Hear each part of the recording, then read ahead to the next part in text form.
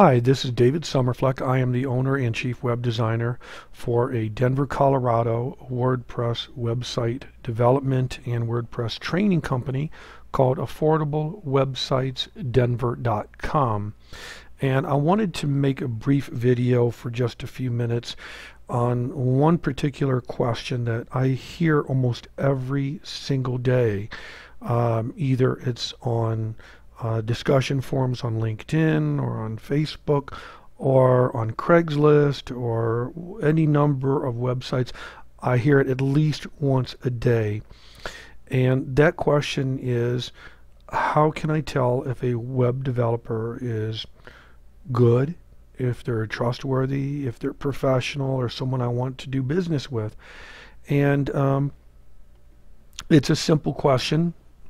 And I don't understand why so many people have this question, and it may be because website development is considered techy or complicated or unapproachable.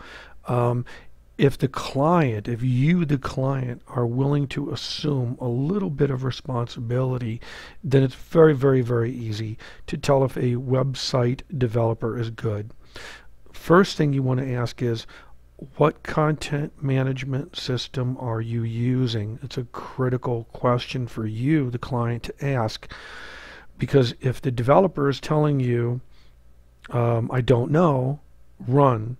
If the developer is telling you, I use Joomla or Drupal or WordPress, okay, at least you have something to work with there, because a content management system is basically a program or tool that allows the developer to make all the widgets and make the website do things. It pulls together all the different programming elements.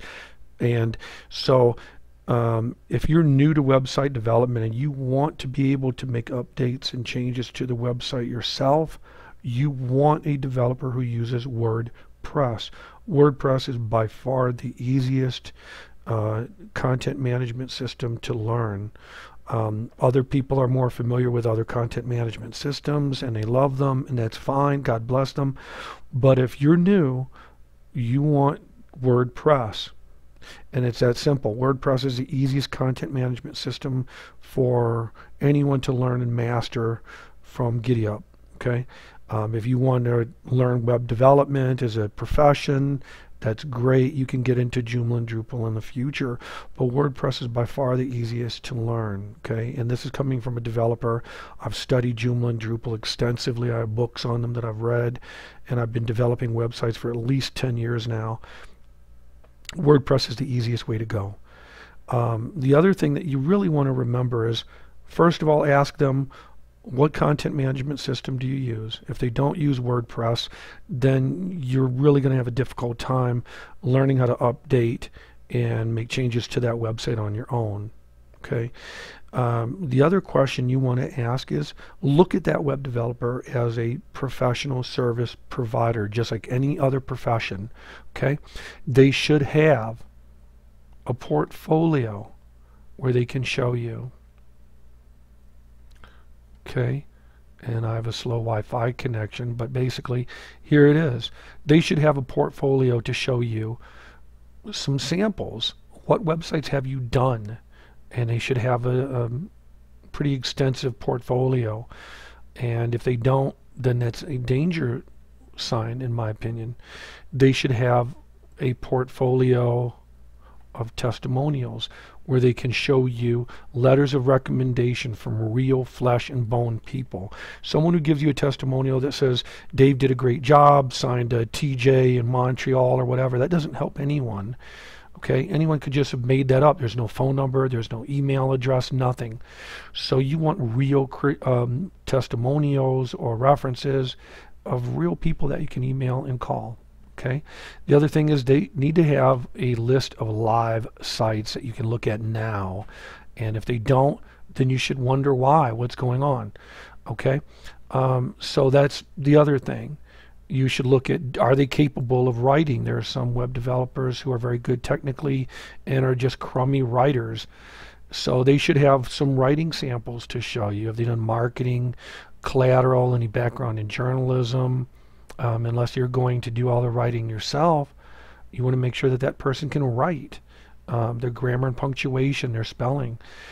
You should look and see, do they have a before and after portfolio? And if they don't, why not? Surely if you've done some websites, you should have some examples of screenshots before you came along and then after you came along. So those are things to look out for.